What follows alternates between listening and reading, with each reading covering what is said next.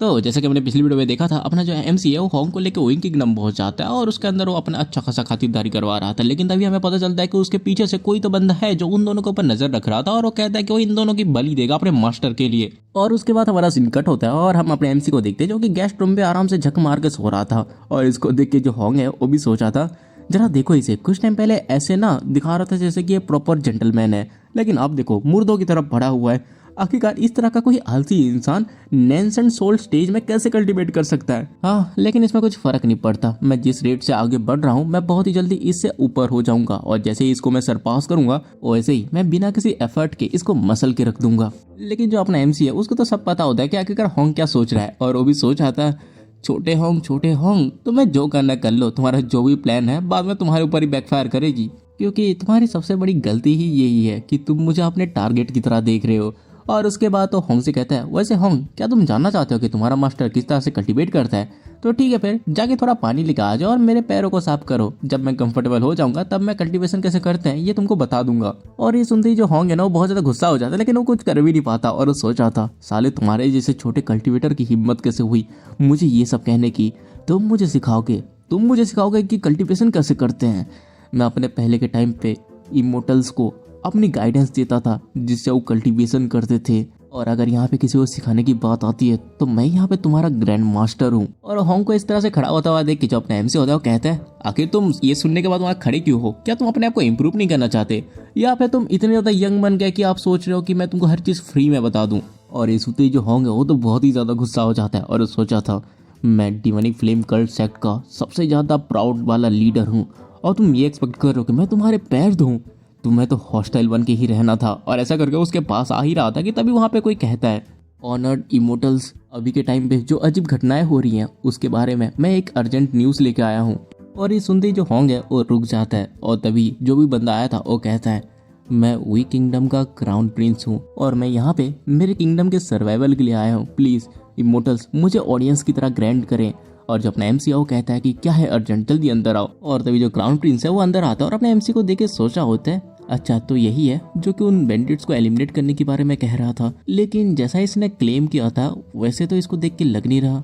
और उसके बाद तो अपने एमसी के सामने झुकते हुए कहता है, ग्रेट इमोटल्स, एक राज है जो मैं अपने पापा से कहने की हिम्मत नहीं कर पा रहा। मुझे शक है कि वही किंगडम में जो डीमंस के अत्याचार हो रहे हैं उसका सोर्स शायद रॉयल पैलेस के जो रेयर माउंटेन है उससे जुड़ा हो सकता है। कुछ रात पहले मैंने देखा कि काले चमगादड़ जैसे दिखने वाले कुछ डीमन चुपके से उस पहाड़ी के गुफा पे घुस रहे थे और हाल ही में हमारा जो पैलेस है उसके अंदर से बहुत सारे मेट्स भी गायब हो रहे हैं। इसीलिए मुझे पक्का यकीन है कि ये सब घटनाएं एक साथ जुड़ी हुई हैं। और जहाँ तक मुझे आपके बारे में पता है, आप ग्रेट इमोटल्स हो, तो प्लीज हमारे किंगडम के लोगों को बचा लीजिए। आप जाके वो काले चमगादड़ जैसे डीमंस को मार डालिए ताकि हमारा किंगडम सेफ रहे। और ये सुनते ही जो अपना एमसी है वो सोच रहा था, मेरे डिवाइन सेज ने रेयर माउंटेन में कोई अजीब चीज महसूस नहीं की। अगर वो इतनी बेशर्मी से झूठ बोल रहा है तो ये बस एक नादान उल्लू का पट्टा है, लेकिन अगर कोई इसके पीछे है तो शायद वो मुझसे टक्कर लेने की पावर रखता हो। और ये सब सोचने के बाद जो अपना एमसी है वो कहता है, ठीक है फिर चलो, फिर मुझे उस केव की तरफ लेके चलो, मैं भी तो देखूं आखिरकार उसके पीछे कौन सी सीक्रेट है। और ये सब कहते हुए वो सोच रहा था, चलो देखते हैं क्या आखिरकार तुम वहाँ पे मेरे लिए कौन सी चाल चलोगे। और अपने एमसी की बातों को सुनकर जो क्राउन प्रिंस होता है वो खुशी से कहता है कि थैंक यू इमोटल्स, मेरा पीछा कीजिए, आपकी मदद के जरिए हम जरूर उन लोगों को मार डालेंगे। और इधर हम होंग को देखते हैं जो कि सोच रहा था, कोई बात नहीं, मैं तुमसे बाद में डील करूंगा। और उसके बाद वो लोग उसी पहाड़ी वाले गुफा में जाने लगते हैं जहाँ पे उनको जाते हुए कोई देखती है और कहती है, ये तो मेरा भाई है। और हमें पता चलता है ये एम्पर की बेटी थी जो कि कहती है, मेरा भाई हमेशा से निचले दर्जे का काम करता था, पता नहीं उसे कितनी बार समझाना पड़ेगा लेकिन वो कभी बदलता ही नहीं है। और अब वो प्रोफाउंड हेवन सेट के इमोटल से मिलने की हिम्मत कर रहा है। मुझे जल्दी जाके पिताजी को बताना होगा। और उसके बाद हम देखते हैं कि वो लोग उस माउंटेन में पहुंच जाते हैं जहाँ पे जो अपना एमसी होता है वो कहता है, क्राउन प्रिंस, इस जगह को देख के ऐसा लग नहीं रहा कि यहाँ पे कोई बैट वाले डीमन होंगे। लेकिन जो क्राउन प्रिंस होता है वो कहता है, हम पहुंच गए। और जो अपना एमसी वो कहता है, चलो फाइनली हम पहुंच गए, अब मुझे देखने दो कि आखिर तुमने यहाँ पे कौन सी घटिया चाल चली है। लेकिन जो क्राउन प्रिंस होता है वो कहता है, हाँ, मैंने कभी ये नहीं सोचा था कि मैं तुम्हें ज़्यादा देर तक बेवकूफ़ बना पाऊंगा, लेकिन मुझे इस बात में हैरानी है कि तुम इतनी आसानी से मेरे पीछे पीछे चले आए। आखिर में तुम बस अपनी पावर्स को लेकर कुछ ज़्यादा ही भरोसा करते हो, बिना ये समझे कि हमेशा तुमसे ज़्यादा ताकतवर कोई तुमसे ऊपर होता है। और उसके बाद तो पागलों की तरह हंसते हुए किसी चीज़ को तोड़ते हुए कहता है, तुम्हें क्या सच में लगता है कि तुम हमें रोक सकती हो? हाँ हाँ, लगता है तुम्हें अपने प्रोफाउंड हेवन सेक्ट में जो पीक मास्टर का दर्जा है उसके ऊपर कुछ ज्यादा ही भरोसा है, जिसकी वजह से तुम अपने आप को इमोर्टल समझ लेते हो ई जून लीन। लेकिन आज आज ये जगह तुम्हारी कब्र बनेगी एल्डर्स, जल्दी से बाहर आ जाओ। और उसके इतना कहते ही वहाँ पे बहुत सारे लोग बाहर आते हैं जो कि छुपे हुए थे। और उसके बाद वो लोग अपने एमसी को एक फॉर्मेशन में कैद कर लेते हैं। और तभी एक बुढ़ाऊ कहता है, ई जून लीन, एक पीक मास्टर, वो भी प्रोफाउंड हेवन सेक्ट का, तुमने अच्छा खासा नाम बनाया अपने आप के ऊपर। एक तरीके से तुमने नेंसेंट सोल के डीमन किंग को मारा है, सच में ये काबिले तारीफ है। और ये होता है ब्लड नेदर सेक्ट का एल्डर, जो कि नेंसेंट सोल स्टेज के आखिरी स्टेज में होता है। और उसके बाद हंसते हुए अपने एमसी से कहता है, लेकिन अफसोस की बात है, एक डिवाइन ट्रांसफॉर्मेशन स्टेज के भी किसी बंदे के लिए इस 5 फोल्ड बाइंडिंग फॉर्मेशन से जिंदा बाहर निकलना मुश्किल ही नहीं, नामुमकिन है। और तभी जो क्राउन प्रिंस होता है वो कहता है, सब लोग जल्दी से आके मूव करो। और हाँ, ये चीज याद रखना कि इसको ज्यादा जोर से ना मारो, क्योंकि हमें इसे मास्टर के लिए जिंदा भी रखना है। और रही बात उस दूसरी लड़की की, तो तुम्हें बस उसकी कल्टीवेशन को तोड़ना है। और उसके बाद वो बहुत ज्यादा हवस भरी नजरों से कहता है, क्योंकि मास्टर को देने से पहले मुझे उसके अच्छी तरीके से मजे लेने हैं। और ये सुनते ही जो होंगे वो बहुत ज्यादा गुस्सा हो जाता और कहता है, क्या कहा तुमने? और उसके बाद वो उस फॉर्मेशन के ऊपर अटैक करते हुए कहता है, मेरा कोई भी प्लान नहीं था इन सब के बीच में घुसने का, लेकिन तुम लोगों ने अपनी लाइन क्रॉस कर ली। तुमने एक ऐसी चीज को इंसल्ट किया जो कि मेरे लिए बहुत ही ज्यादा प्रीसियस है। और इस तरह से एक ही अटैक में उस फॉर्मेशन को तोड़ते हुए देख के सब लोग शॉक हो जाते हैं और कहते कि क्या उसने बस एक ही अटैक से इस फॉर्मेशन को तोड़ दिया, आखिर ये पॉसिबल कैसे है? और तभी वो जो एल्डर है वो कहता है, क्राउन प्रिंस, मैंने कभी ये एक्सपेक्ट नहीं किया था कि प्रोफाउंड हेवन सेक्ट का जो पीक मास्टर है वो अपने साथ एक ऐसे डिसाइपल को लेकर आ जाएगा जो कि डिवाइन ट्रांसफॉर्मेशन स्टेज में है। और इसकी टेक्निक तो शायद सेलेस्टियल टायर से भी ऊपर की है, अदरवाइज ये कभी भी हमारे बैंडिंग टेक्निक को नहीं तोड़ पाती। और ये सुनते ही जो क्राउन प्रिंस है वो भी सोचा था, साले ये बुढ़ाओ लोग, मैंने कितनी उम्मीद कही थी कि ये चारों मिलके इनको मार डालेंगे, लेकिन ये लोग कुछ भी नहीं कर सकते। और उसके बाद वो होंग को मस्का लगाते हुए कहता है, इमोर्टल लेडी, चलिए हाथ मिला लेते हैं। आपके कल्टीवेशन लेवल के साथ अगर आप मेरे मास्टर को फॉलो करते हैं तो आपका फ्यूचर लिमिटलेस होगा। लेकिन जो होंगे वो कहता है, आखिर तुम्हारी हिम्मत कैसे हुई मुझे चैलेंज देने की? मैं तुम्हारा वो हाल करूंगा कि तुम मौत के लिए तरसोगे। और उसके बाद वो क्राउन प्रिंस के ऊपर हमला करती है, जिससे जो क्राउन प्रिंस है वो जिंदा जलने लगता है और वो दर्द में चिल्लाने लगता है। और जो अपना एमसी है वो कहता है, हाँ कितने दुख की बात है, तो बस सच में पता है कि इसको कैसे भड़काना है नहीं। और उसके बाद वो होंग से कहता है, बहुत हो गया, इतना काफी है, उसे मानना नहीं है, मुझे उसको एक सवाल पूछनी है। और ये सुनते ही जो होंग है वो एक चुटकी बजाता है, जिससे उसकी आंख बुझ जाती है। और उसके बाद जो अपना एमसी है वो पूछता है, आखिर तुम्हारा मास्टर कौन है जिसके पास ऐसी एबिलिटी है कि वो किसी डिवाइन ट्रांसफॉर्मेशन स्टेज के कल्टीवेटर को अपना नौकर बना सके? और ये सुनते ही जो क्राउन प्रिंस है वो कहता है, मेरे मास्टर सेंट्रल रोमन के एक फॉर्मर अपर इमोर्टल लेवल के हैं, जिनके सामने ये छोटे मोटे डिवाइन ट्रांसफॉर्मेशन लेवल के कल्टीवेटर्स कुछ भी नहीं है। इसीलिए तुम्हारे लिए बेहतर होगा कि तुम उनके सामने अपने सर झुका दो, वरना जब मेरे मास्टर यहाँ पे आएंगे तब मौत भी एक ऐसी लग्जरी होगी जो तुम पा नहीं सकोगे। और ये सुनते ही जो अपना एमसी है वो हंसते हुए कहते हैं, अच्छा सर झुका दूं? कभी भी नहीं, मैं भी तो देखना चाहता हूँ कि आखिर तुम्हारा मास्टर कब तक छुपा हुआ रहता है। मैं अभी यहाँ पे गिनना स्टार्ट करूंगा और हर एक काउंटिंग के साथ तुम्हारा एक आदमी मरेगा। तो उसके बाद वो गिनना स्टार्ट करता है, एक और एक कहते ही एक बंदे के सर के चीथड़े उड़ जाते हैं। और जो एल्डर होता है वो कहता है, ये आखिरकार ये भी डिवाइन ट्रांसफॉर्मेशन स्टेज में है? आखिर ये पॉसिबल कैसे है? एक ऐसे सेक्ट में जो कि वेस्टलैंड में आता है, उसके पास 2 डिवाइन ट्रांसफॉर्मेशन स्टेज के कल्टीवेटर्स हैं। लेकिन उसके इतना कहते ही जो अपना एमसी है वो कहता है 2, और उसके भी सर के चीथड़े उड़ा देता है। और ऐसे अपना एमसी एक एक गिनता रहता है और हर एक बंदे के सर को उड़ाता रहता है। और ऐसा करके वो सबको मार डालता है। और एंड पे उस क्राउन प्रिंस से कहता है, अब बस तुम ही बच्चे हो। और इससे जो क्राउन प्रिंस है उसकी फट जाती है और वो कहता है कि तुम रुको मत करो ऐसा। और तभी हमारा सीन कट हो जाता है और हम देखते हैं जो चांद है और रेड कलर में हो जाता है। और उस जगह पे ना एक बहुत बड़ी रेड कलर की बीम नीचे आके गिरती है। और इसको दूर से एम्परर वी भी देख रहा था और वो कहता है, अगर वो है क्या चीज? और जो उसकी बेटी है वो कहती है, फादर आखिरकार वो ब्लड जैसे दिखने वाली रोशनी क्या है? और जो वी होता है वो कहता है, जल्दी से वहाँ पे चल के देखते हैं, कहीं जो इमोर्टल्स हैं उनको कुछ हो ना गया हो। और इधर हम होंग को देखते हैं जो कि सोच रहा था, ये और ये तो बहुत ज्यादा फेमिलियर है, जैसा कि मैंने सोचा था ये वही है। भले ही अगर ये सोचा जाए कि वो आज ई जून लीन को सप्रेस कर देगा, लेकिन उसका दोबारा सामना करना मुझे अंदर तक बेचैन कर देता है। और तभी हम क्राउन प्रिंस को देखते हैं जो कि पागलों की तरह हंसते हुए कहता है, मेरे मास्टर फाइनली आ गए, अब तुम्हें तुम्हारी मौत से कोई नहीं बचा सकता। और उसके बाद हम क्राउन प्रिंस के मास्टर को देखते हैं जो कि एक धमाकेदार एंट्री मारता है और इसका नाम होता है C3 जून, जो कि सेंट्रल रीजन के ब्लड नेदर सेक्ट का सेक्ट मास्टर है। और इसे देख के जो अपना एमसी कहता है, अच्छा तो तुम ही हो इन सब के पीछे के मास्टरमाइंड। मुझे लग रहा था कि तुम बस ऐसे छुपे रहोगे और अपनी एक घटिया शक्ल नहीं दिखाओगे। लेकिन तभी जो 3 जून होता है वो कहता है, एक छोटा सा कल्टीवेटर, वो भी आउटसाइड एरिया से। मैं एडमिट करता हूँ कि तुम्हारे पास थोड़ी बहुत ट्रिक्स तो हैं, लेकिन अभी तुम मुझे फेस करने के लिए बहुत ही ज्यादा दूर हो। और तभी जो होंगे वो भी कहता है, ब्लड डीमन, मैंने ये एक्सपेक्ट नहीं किया था कि तुम अभी तक जिंदा हो। और ये सुन के जो अपना एमसी है वो भी सोच रहा था कि आखिरकार इन दोनों के बीच में ऐसा क्या चल रहा है। और तभी जो 3 जून होता है, मतलब ब्लड डीमन, वो कहता है कि क्या ब्लड डीमन, जब से मुझे सेंट्रल रीजन के होली लैंड से निकाला गया है तब से 200 साल बीत चुके हैं। अब तक मुझे किसी ने इस नाम से नहीं बुलाया था। मैंने कभी नहीं सोचा था कि तुम्हें ये नाम अभी तक याद होगा। लेकिन जो होंगे वो गुस्से से कहता है, जिसने भी पीक वॉर लड़ी थी वो कभी भी ये नहीं भूल सकता। और ये सब कहते हुए वो सोच रहा था, ये बंदा 3 जून एक टाइम पे मोर्टल रियलम पे सबसे ज्यादा स्ट्रॉन्गेस्ट था। ये लोगों के ब्लड को एब्जॉर्ब करके वो पावरफुल बनता था और अपने एबिल टेक्निक्स को काउंटलेस फॉलोअर्स पे बांटता था, जिससे पूरी दुनिया में तबाही मच गई थी। और एंड पे जाके उसने अपने ही फॉलोअर्स में से सारा ब्लड एब्जॉर्ब कर लिया और अपने आप को पावरफुल बनाया। इसके मेथड्स बहुत ही ज़्यादा क्रूअल थे। उसकी कल्टीवेशन की स्पीड बहुत ही ज़्यादा अनस्टॉपेबल थी। वो इतनी तेज़ी से बढ़ती थी कि उसने मेजर पावर्स को एक साथ ज्वाइन होकर उसके खिलाफ करने में मजबूर कर दिया। यहाँ तक कि मैं, जो कि डिमोनिक पाथ पे चलता था, मेरे पास भी कोई चॉइस नहीं बचा इसमें पार्टिसिपेट करने के अलावा। और आखिरकार किसने सोचा होगा कि दुनिया का सबसे ज़्यादा इनफेमस ब्लड डीमन सर्वाइव कर जाएगा और वो अपने आप को एक ऐसे कोने में प्रिपेयर कर रहा होगा जिसके बारे में किसी ने सोचा भी नहीं था। और होंग ये सब सोच ही रहा होता है कि तभी हम क्राउन प्रिंस को देखते हैं, जो कि ब्लड डीमन के पास आते हुए कहता है, मास्टर मास्टर आप फाइनली यहाँ पे आ गए। ये जो औरत है ये मुझे मारने की कोशिश कर रही थी, इसलिए प्लीज आप मेरा बदला लीजिए। लेकिन जो ब्लड डीमन होता है वो गुस्से से कहता है, चुप हो जाओ, और उसी के ऊपर ही हमला कर देता है, जिससे वो मर जाता है। और इसको देखे जो होंग है वो भी कहता है, जैसा कि मैंने एक्सपेक्ट किया था ब्लड डीमन से, ये खुद ही के डिसाइपल्स को जिंदा नहीं छोड़ता। और ये सुनते ही जो ब्लड डीमन है वो होंग के पास आते हुए कहता है, आखिरकार इस छोटे से डिसाइपल पे ऐसा कौन सी चीज थी, मैं दूसरा रिक्रूट कर लूंगा। और वैसे भी अगर तुम चाहते थे कि इसको मरना है तो ऑब्वियस ही बात है, मैं इसकी लाइफ कैसे छोड़ सकता हूँ। और ये सुन के जो होंगे वो कहता है, ऐसा लग रहा है कि तुम्हें मेरे इंटेंशन पता नहीं चले।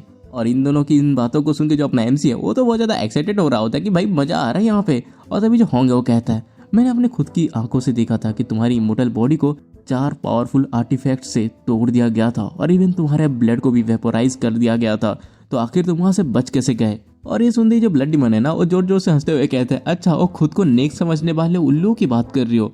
मैंने बहुत पहले ही अपने ब्लड का एक एसेंस अलग जगह पे छुपा दिया था, ताकि अगर मेरी बॉडी को कुछ हो भी जाता है तो मैं उस एक बूंद से अपने आप को दोबारा जिंदा कर सकूं। लेकिन कोइंसिडेंटली ऐसा लग रहा है कि तुम्हारी हालत भी ऐसी ही है, और अभी के लिए मुझे बहुत ही जल्दी अपने कल्टीवेशन को रिकवर करना है। और तुम्हारे जैसे यली स्टेज के डिवाइन ट्रांसफॉर्मेशन रियलम के किसी भी कचरे का मेरे सामने कोई भी मुकाबला नहीं है। इसीलिए तुम सरेंडर क्यों नहीं कर लेते? तुम अपने ब्लड को मेरे अंदर बहने दो और उसके बाद हम दोनों हमेशा के लिए एक हो जाएंगे। और ये सुनते ही जो होंगे वो कहता है, साले घटिया मच्छर कहीं के, मैंने तुमको पहले भी बहुत ही बार रिजेक्ट किया है, और अब जब मैं दोबारा से रिबॉर्न हो चुका हूँ तब भी तुम बिल्कुल भी नहीं बदले। और उसके बाद वो गुस्से से अपने ऑरा को रिलीज करता है। और इसे देख के जो ब्लड डीमन है वो कहता है, हाँ जितना ज्यादा तुम स्ट्रगल करोगे उतना ही ज्यादा ये थ्रिलिंग बनेगा।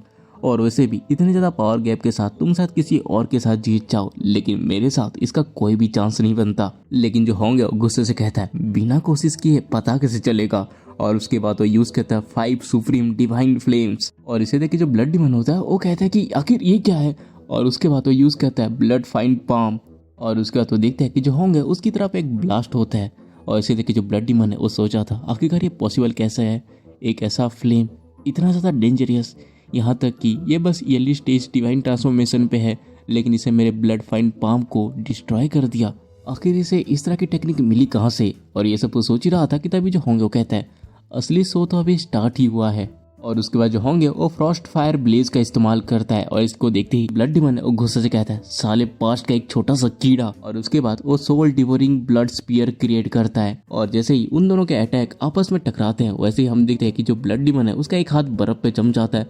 और वो कहता है, आखिरकार ये किस तरह की फायर टेक्निक है? और उसके बाद वो अपने उस बर्फ को तोड़ते हुए गुस्से से कहता है, जैसा कि मैंने सोचा था, तुम्हें देखकर मुझे वैसे ही खुशी हो रही है।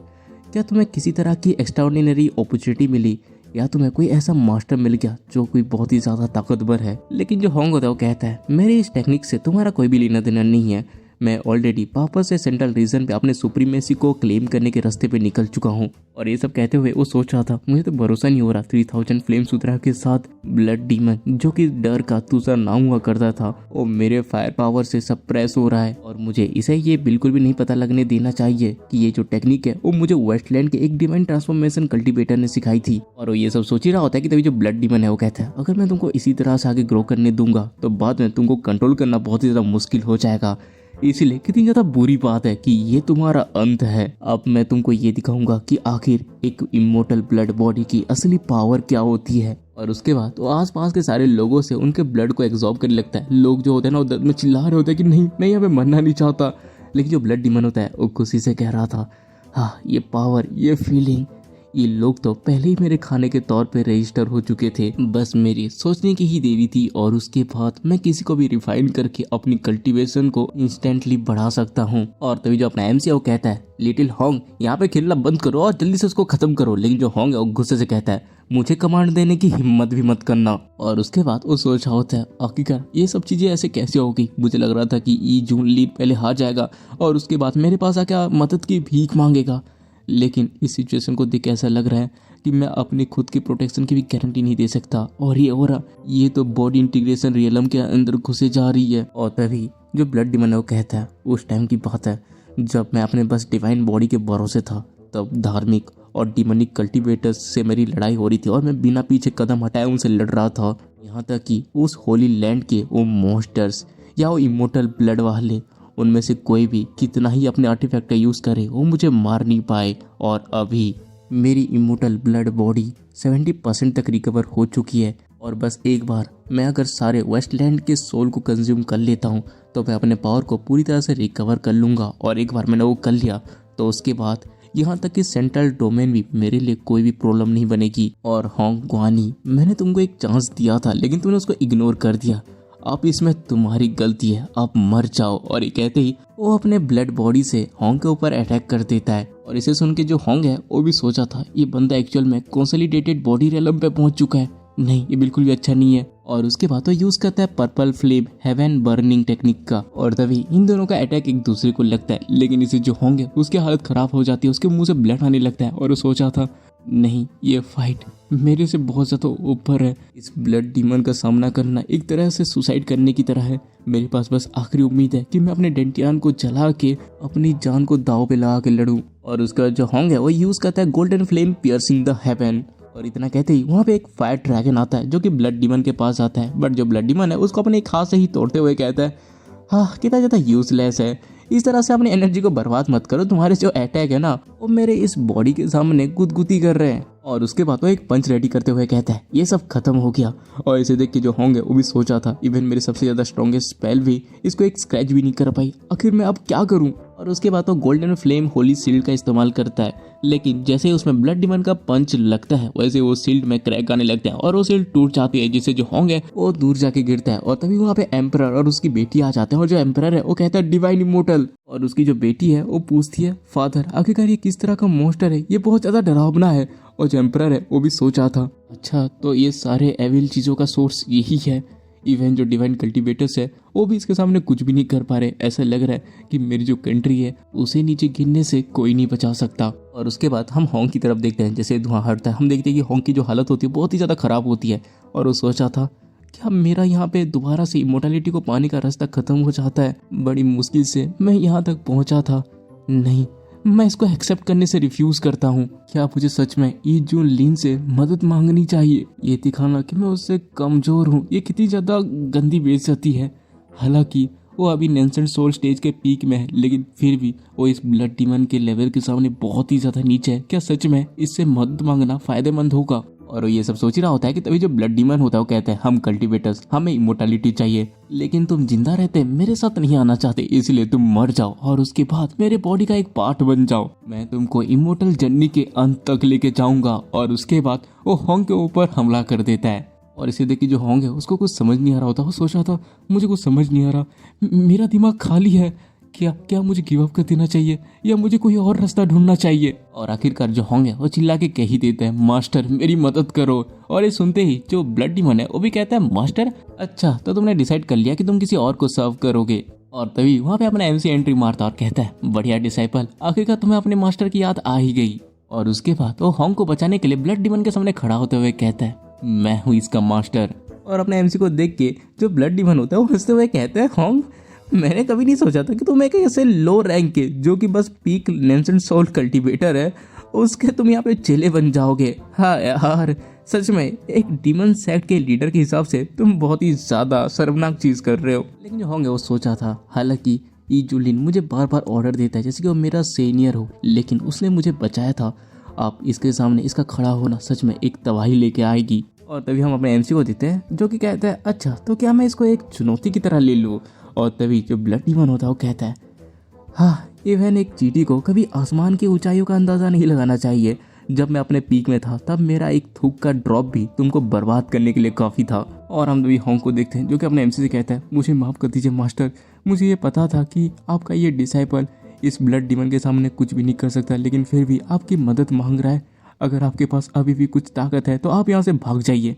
लेकिन जो अपना एमसी है वो कहता है कि क्या भाग जाऊं, बिल्कुल भी नहीं, तुम बस देखो कि आखिर तुम्हारा मास्टर कैसे इसको पेलता है। और ये सुन के जो होंगे वो तो पूरा शौक हो जाता है। और हम तभी ब्लड डीमन को देखते हैं जो कि अपने एमसी की बात को सुन ना बहुत जोर से हंसते हुए कहते हैं, अच्छा तो तुम मुझे मार डालोगे। आखिरकार ऐसी कौन सी चीज है जो कि तुम्हें मेरे एक सिंगल अटैक से ही बचा सकती है, जरा बताओ तो, जिसमें तुम इतना ज्यादा उछल रहे हो। और उसके बाद तो अपने एमसी और होंग के ऊपर अटैक करता है और इसको देखे जो होंगे उसकी तो फट चुकी होती है और वो सोच रहा था सब खत्म हो गया। और ये सब वो सोच ही रहा होता है कि तभी अपनी एमसी की बॉडी चमकती है और उसके सिस्टम पे बाबा से वही नोटिफिकेशन आता है कि तुम्हारे ऊपर एक एनिमी ने हमला किया और तुम्हारे लेवल उससे एक लेवल ऊपर जा रही है। जहाँ पर जो अपना एमसी है वो कंसोलिडेट बॉडी रियलम के मिड स्टेज में पहुंच जाता है और एक ही अटैक में वो जो ब्लड बॉडी होती है ना उसके हाथ के चीथड़े उड़ा देता है। और इसको देखिए जो ब्लड डिमन होता है वो भी शौक होते हुए कहता है, आखिर यहाँ पे हो क्या रहा है, आखिर कैसे एक नेंसेंट सोल लेवल का। नहीं रुको, तुम नेंसेंट सोल की कल्टीवेटर नहीं हो, तुम तो एक्चुअल में कंसोलिडेटेड बॉडी रियलम पे हो। और ये देख के जो होंगे ना वो भी पूरा शौक हो जाता है और कहता है कि क्या, और वो सोचा था ये बंदा कंसोलिडेट बॉडी रियलम पे है और तब तक ये बस हम लोगों को ऐसे दिखावा कर रहा था कि ये बस नेंसेंट सोल का कल्टीवेटर है, लेकिन रियलिटी में ये तो कंसोलिडेट बॉडी रियलम का एक पावर हाउस है। अब मुझे समझ में आया कि आखिरकार वो मुझे इतना ज्यादा प्रभु क्यों करता था। मैं ऑलमोस्ट उसके ट्रैप पे गिरने ही वाला था। अच्छी बात है कि मैंने उस दिन इसके ऊपर हमला नहीं की, नहीं तो पता नहीं मेरा क्या होता। और हम तभी एम्परर की बेटी को देखते हैं जो कि कहती है, ये डिवाइन इमोर्टल तो सच में बहुत ज्यादा पावरफुल है, मैं उनकी तरह बनना चाहती हूँ। और जो एम्परर वही होता है वो कहता है, हाँ तुम्हारी बात तो सही है, लेकिन इसके साथ उनके सामने जो ओपोनेंट है वो भी बहुत ही बड़ा इविल है जो कि मर नहीं सकता। स्टिल ये फाइट बहुत ही ज्यादा डिफिकल्ट है। और ये लोग यहाँ पे बात कर ही रहे होते हैं कि तभी यहाँ पे हम अपने एमसी को देखते हैं जो कि मुस्कुराता हुआ सोच रहा था, अच्छा तो यही फीलिंग होती है ब्रेक थ्रू की, कंसोलिडेट बॉडी रियलम। इससे तो मुझे ऐसा फील हो रहा है जैसे कि मैं अपने हाथ के एक इशारे से ही हेवन और अर्थ को डिस्ट्रॉय कर सकता हूँ। और तभी हम ब्लड डीमन को देखते हैं जो कि कहते हैं, अच्छा तो तुम भी मेरे उतने ही रियलम पे हो, लेकिन हम दोनों के बीच जो कल्टीवेशन टेक्निक है वो ऐसा है जैसे कि हेवन और अर्थ के बीच गैप हो। इसीलिए मैं तुमको अलाउ करता हूँ कि तुम पीछे हट जाओ कल्टीवेटर, ताकि तुम ये देख सको कि आखिरकार असली पावर होती क्या है। और उसके बाद तो अपने एमसी के ऊपर हमला करता है, लेकिन उससे अपने एमसी को कुछ भी नहीं होता और वो स्माइल करते हुए कहता है, यहाँ पे तुम हो जिसे असली पावर के बारे में कुछ भी नहीं पता। और उसका जो अपना एमसी है वो ह्यूमन किंग सील को यूज करके अपनी डिवाइन बॉडी को बाहर निकालता है जो कि ब्लड डीमन से भी बहुत ही ज्यादा बड़ा था। और उसका जो अपना एमसी है वो अपने उंगली के एक इशारे से उसके ऊपर एक अटैक करता है, जिसको कि जो ब्लड डीमन है वो मल्टीपल पंचेस मार के रोकने की कोशिश करता है, लेकिन उसके हाथ की चिथड़े उड़ जाता है, लेकिन वो अटैक नहीं रुकता और उसके पास आने लगता है। और इसको देखिए जो ब्लड डीमन होता है गुस्से से कहता है कि ये तो, और तो जो अपना एमसी वो कहता है, हाँ ये वही है जिसको तुम कल्टीवेशन के बीच का गैप कहते हो।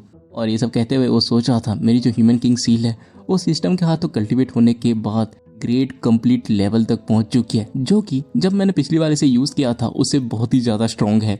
और ये सब अपना एमसी सोच ही रहा होता है कि तभी जो ब्लड डीमन है वो कहता है, तो क्या हुआ, फिर भी तुम मेरे सामने नहीं जीतोगे, मैं तुमको मार डालूंगा। और ये कहते हुए वो अपने एमसी के ऊपर हमला करने के लिए आता है। और जो अपना एमसी है वो सोच रहा था, हाँ इमोर्टल ब्लड बॉडी ये थोड़ा इंटरेस्टिंग है, चलो मैं अपने न्यू टेक्निक्स को टेस्ट ही कर लेता हूँ। और उसके बाद तो ब्लड डीमन से कहता है, तो फिर बताओ आखिर इस मूव में तुम्हारा क्या ख्याल है। और उसके बाद वो अपनी उंगली से एक इशारा करता है जिससे आसमान का कलर बदल के गोल्डन हो जाता है और वहाँ पे बिजली कड़कने लगती है। और तभी वहाँ पे ना बड़ी सी उंगलियां बाहर आने लगती है।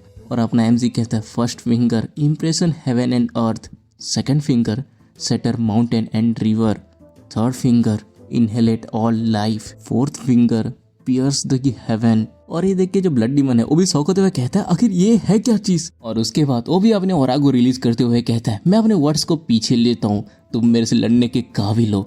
अब ये आखिरी मूव डिसाइड करेगा कि कौन जिएगा और कौन मरेगा। और उसके बाद वो भी आसमान की तरफ उसके ऊपर अटैक करता है और कहता है blood short of the yellow spring. लेकिन जो अपने एमसी का अटैक होता है ना, वो उसके अटैक को तोड़ते हुए उसके पास आगे बढ़ जाता है, जिससे जो ब्लड डीमन है वो बच नहीं पाता और उसका जो ब्लड बॉडी है वो डिस्ट्रॉय हो जाता है और वो वापस से अपने पुराने वाले फॉर्म पे आ जाता है और कहता है आखिर तुम हो कौन। और ये सब वो कहते हुए सोचा था आखिरकार इस तरह का मोस्टर इस तरह के छोटे वेस्टलैंड में कैसे अपियर हो गया।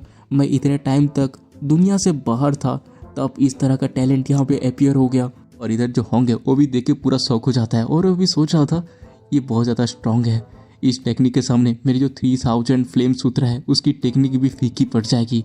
अब मुझे समझ में आया कि आखिरकार इसने मुझे आज तक कभी अपने लिए डर क्यों नहीं समझा। और तभी हम अपने एमसी को देखते हैं जो कहता है मैं जुआनतियान सेक्ट से हूँ, लॉर्ड ऑफ मिस्टिक पीक। और ये सुन के जो ब्लड डीमन होता है वो भी सोचा था ये तो इम्पॉसिबल है, यहाँ पे घुसने से पहले मैंने उस जगह पे अच्छी तरह से इन्वेस्टिगेट किया था। इवन जो जुआनतियान सेक्ट का लीडर है वो भी नेसेंट सोल स्टेज तक नहीं पहुंच पाया। और तभी जो ब्लड डीमन होता है वो कहता है ई जोनलिन मैं तुम्हें याद रखूंगा। और उसके बाद वो अपने ही पेट में अटैक करते हुए कहता है ब्लड एस्केप टेक्निक। और इसको देख के जो होंग होता है वो भी चिल्लाते हुए कहता है मास्टर वो यहाँ से भाग रहा है, अगर वो यहाँ से भाग गया तो ये अच्छा नहीं होगा, बाद में बहुत ज़्यादा परेशानी होगी। लेकिन जो ब्लड डीमन होता है भागते हुए कहता है ई जोनलिन अगली बार मैं इस तरह से केयरलेस नहीं रहूंगा। और उसके बाद तो वहाँ से भागने लगता है और उसको देख के जो अपना एमसी है वो कहता है कि क्या अगली बार, और सीधे जाके उसको पकड़ लेता है और कहता है तुम्हें क्या लगता है ये सब यहाँ पे खत्म हो गया। हम देखते हैं जो ब्लड डीमन है वो दर्द में चिल्ला रहा था और तभी जो अपना एमसी है वो कहता है तुमने बहुत सारे लोगों का खून पी लिया, आप इस दुनिया से डिसअपियर हो जाओ। और उसके बाद वो अपने हाथों से उसे मार डालता है। और इसे देख के जो होंगे वो भी शौक होते हुए सोच रहा था ब्लड डीमन जिसने एक बार सेंट्रल डोमेन को हिला के रख दिया था वो इस तरह से उसके हाथों में एलिमिनेट हो गया। और हम इधर एम्परर वी और उसकी बेटी को देखते हैं जो कि बहुत ज़्यादा खुश हो चुके थे। और जो एम्परर होता है वो कहता है कि बढ़िया जो डीमन है वो एलिमिनेट हो चुका है, अब मेरा वी किंगडम पूरी तरह से सेफ है, थैंक्स डिवाइन इमोर्टल्स। और उसके बाद जो अपना एमसी है वो नीचे उतरता है और कहता है सिस्टर मेरा रिवार्ड कहाँ है, मुझे तुमको याद करवाने की जरूरत नहीं पड़नी चाहिए, तुमने अपने आप को प्रोफेशनल कहा था। और तो जो सिस्टम है वो कहता है आ रहा है सबसे ज़्यादा हैंडसम और डैशिंग होस्ट का रिवॉर्ड। और हम देखते हैं अपने एमसी को ना सुप्रीम बोन मिलता है। अब सुप्रीम बोन का क्या काम है ये तो मुझसे अच्छा तुम भी जानते होगे, परफेक्ट वर्ल्ड तो देखा ही होगा, तो इसके बारे में बता के कोई फायदा नहीं है। और उसके बाद हम अपने एमसी को देखते हैं जो कि ये देख के बहुत ज़्यादा खुश हो जाता है और वो कहता है कि क्या मैं एक सुप्रीम लॉर्ड बन जाऊंगा, मैं इसका वेट नहीं कर पा रहा। और उसका जो अपना एमसी है वो सुप्रीम बोन को अपने बॉडी के अंदर फ्यूज कर लेता है। और इधर जो होंगे वो तो अपने एमसी को देख के पूरा शौक हो चुका था और सोच रहा था आखिर इस बंदे ने अभी क्या किया, ये जो अजीब सी एनर्जी फ्लक्चुएशन है इसकी वजह से मेरा दिल बहुत तेजी से धड़क रहा है। मैं सोच रहा हूँ कि आखिरकार इसके पास कैसी किस्मत होगी, नहीं तो एक वेस्टलैंड में रहने वाला बंदा आखिर इतना बड़ा मोस्टर कैसे बन सकता है। डैम इट, मुझे फिर से इसके पावर के बारे में अंदाजा लगाना होगा और मुझे जल्दी से अपनी पावर को कंसोलिडेट बॉडी रियलम पे पहुंचाना होगा ताकि मैं उसके आगे खड़े होने का एक चांस ला सकूं। और उसके बाद हम अपने एमसी को देखते हैं जिसके सामने एम्परर रू और उसकी बेटी घुटनों पे आके उसके वही धन्यवाद कर रहे होते हैं। बहुत लंबा चौड़ा भाषण होता है जो मैं बताने नहीं वाला, बहुत पका हुआ है।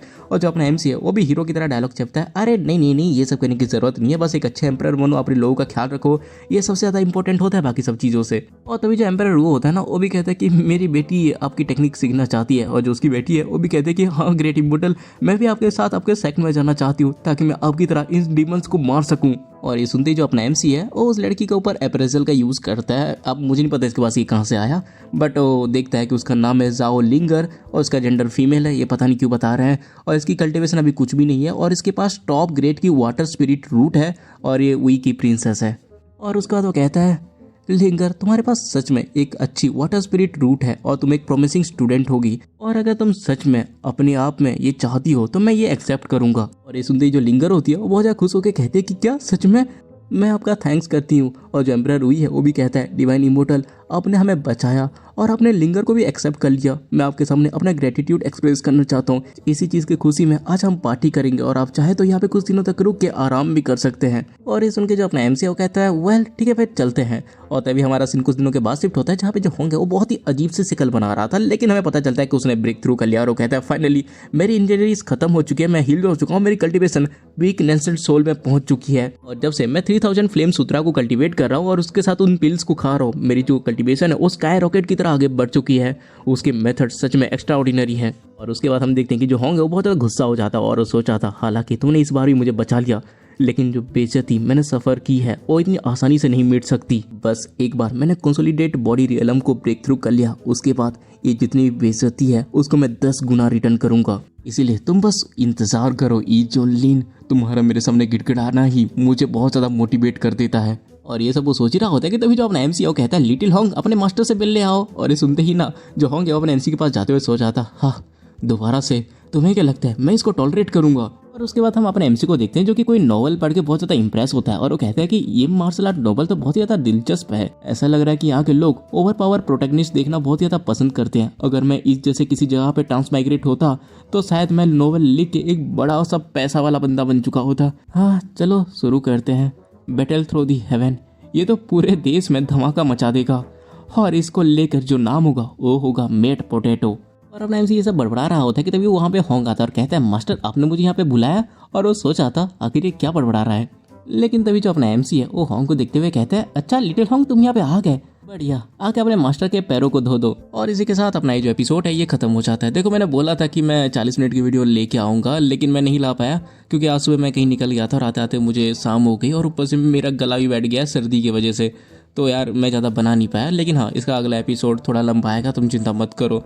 वैसे पहले देखते हैं ना, क्योंकि ऑलरेडी 3-4 लोगों ने एक्सप्लेन कर दिया है, तो अगर तुम चाहते हो कि इस सीरीज को मैं कंटिन्यू करूँ तो मैं जरूर करूंगा। अगर नहीं चाहते तो हाँ बंद भी कर सकते हैं, तुम्हारे ऊपर है। बाद में मत बोलना कि एंटी कंटिन्यू नहीं करता, क्योंकि मुझे उम्मीद नहीं है कि इस वाले वीडियो में 10,000 व्यूज़ भी आएंगे। तो चलो देखते हैं ये वाली वीडियो कैसा करती है। वैसे मैं सोच रहा था कि अगली वीडियो फैट मर्चेंट वाले का अगला एपिसोड लेके आऊँ, लेकिन बहुत सारे लोग ना प्लेयर रिटर्न टू अर्थ का सीजन 3 डिमांड कर रहे हैं। तो मुझे तुम कमेंट में बताओ कि लाइक कौन सी वाली सीरीज कल लानी चाहिए एपिसोड। तो चलो यार अब ज़्यादा कुछ बकवास करने को नहीं बचा। अगर वीडियो पसंद आई है तो तुम्हें पता है क्या करना है, लाइक मारो, सब्सक्राइब मारो, प्यार से कमेंट कर दो और जितना हो सके उतना वीडियो को शेयर करो। तो मिलता है अगली वीडियो में, तब तक के लिए बाय।